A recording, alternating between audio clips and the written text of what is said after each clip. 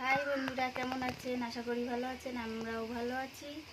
আমার আজকের রেসিপি লোটে মাছের ঝাল। তার জন্য আমি প্রথমে নেব লোটে মাছ, রসুন বাটা, লঙ্কা বাটা, আদা বাটা, জিরে বাটা, পেঁয়াজ, তেজপাতা ধরিয়ে নেব।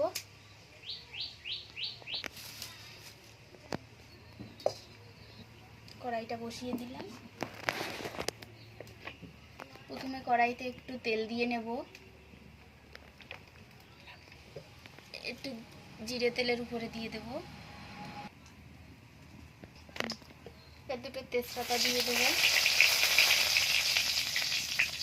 একে একে সব মশলাগুলো দিয়ে দেবো। প্রথমে পেঁয়াজ দিয়ে দেবো।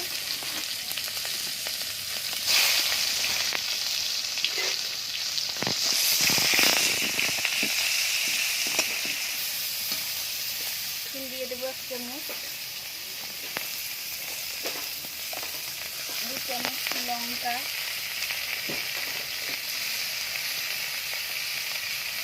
আদা দিয়ে দেবো 1 চামচ, জিরে বাটা 1 চামচ,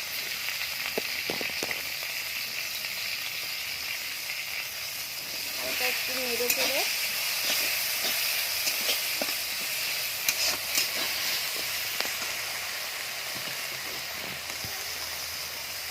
সামান্য পরিমাণে একটু জল দিয়ে দেবো।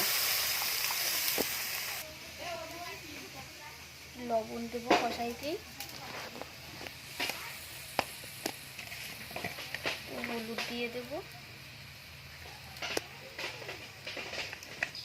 একটু কাঁচা তেল দিয়ে মশলাটাকে ঢেকে দেব সিদ্ধ হওয়া পর্যন্ত। এটা সিদ্ধ হতে হতে মাছটাতে একটু হলুদ মাখিয়ে রেখে দেব।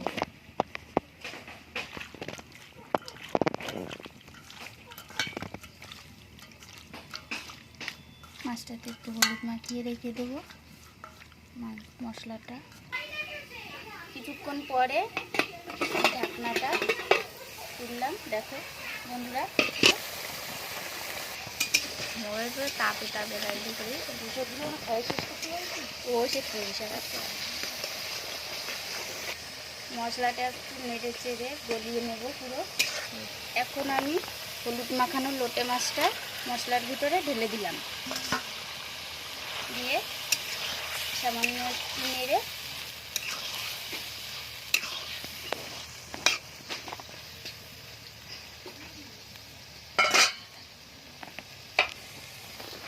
30 সেকেন্ডের জন্য ঢেকে দিলাম। 30 সেকেন্ড হয়ে গেছে। এখন আমি ঢাকনাটা হালকা একটু জল বেরিয়েছে। এখন আমি আস্তে আস্তে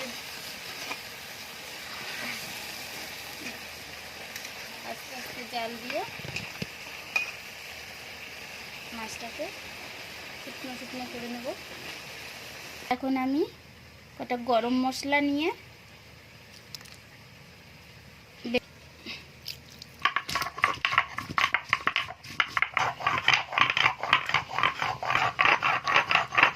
এখন আমি তরকারিটা দেখব। দেখুন তরকারিটাও প্রায় হয়ে এসেছে। এখন এই ঝোলটা আরেকটু নাড়তে হবে। তার জন্য আর কিছুক্ষণ শিখে নেন। লবণটা ঠিকঠাক আছে কিনা একটু চেখে দেখি। লবণ পুরো পারফেক্ট হয়েছে। এখন আমি গরম মশলাটা দিয়ে দেবো।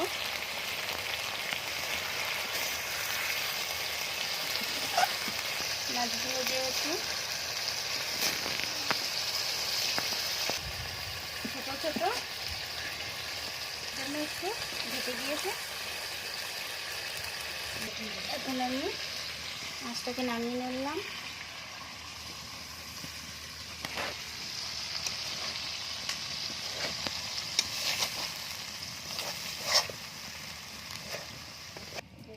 দেখেন বন্ধুরা তরকারিটা কেমন লাগছে।